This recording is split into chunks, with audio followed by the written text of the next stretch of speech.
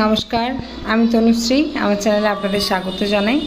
আজকে নিয়ে এসেছি একটি নতুন রেসিপি, মুরগির মাংসের লাল লাল ঝোল, যেটাকে বলা হয় আলু দিয়ে। তো সবাই নিজের মতো বানান, আমিও আমার মতো করে বানিয়ে দেখাচ্ছি। কেমন লাগলো অবশ্যই কমেন্টে জানাবেন। চলুন রেসিপিটি দেখে নিন। তো তার জন্য আমি নিয়ে নিয়েছি চিকেনটাকে ভালোভাবে ধুয়ে পরিষ্কার করে নিয়েছি টমেটো কুচি, নিয়ে নিচ্ছি পেঁয়াজ, ছোটো করে কেটে নিয়েছি। এরপর আমি চিকেনটাকে ম্যারিনেট করে নেব। তো সবার প্রথমে দিয়ে দিলাম লেবুর রস দিয়ে দেওয়ার পরে দিয়ে দিলাম নুন দেওয়ার পর দিলাম হলুদ গুঁড়ো, জিরে গুঁড়ো এবং ধনে গুঁড়ো। এগুলো দিয়ে বেশ ভালোভাবে আমি মাংসটাকে ম্যারিনেট করে আধ ঘন্টা রেখে দেব। মাংসটা আমি ঢাকা দিয়ে আধ ঘন্টা রেখে দিয়েছি। এবার কড়াইতে দিয়ে দিলাম সর্ষের তেল, দিলাম গোটা গরম মশলা এবং তেজপাতা।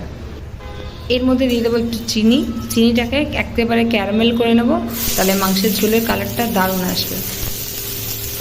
দিয়ে দিলাম কুচানো পেঁয়াজটাকে বেশ সুন্দরভাবে লাল লাল করে ভেজে নেব একটু টাইম নিয়ে।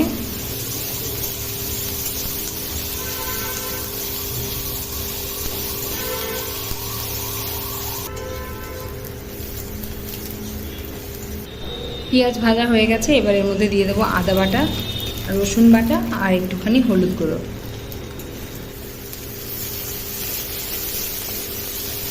এবার এই মশলাটাকে বেশ ভালোভাবে একটুখানি কষিয়ে নেব, যাতে মশলা পুড়ে না যায়। তার জন্য আমি একটুখানি জল অ্যাড করে দেব। আরও কিছুক্ষণ কষিয়ে নেওয়ার পরে আমি টমেটো অ্যাড করে দেবো। এর মধ্যে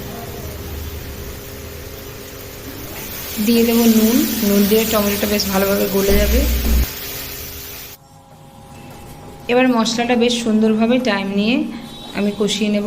মাঝে মাঝে একটু করে জল অ্যাড করব আর কষিয়ে নেব, যাতে মশলাটা পুড়ে না যায়। মশলাটা থেকে তেল ছেড়ে আসলে তখন আমি আগে থেকে ম্যারিনেট করে রাখা চিকেন এর মধ্যে দিয়ে দেব। এরপর মাংসের সাথে মশলা বেশ ভালোভাবে মিশিয়ে নেব।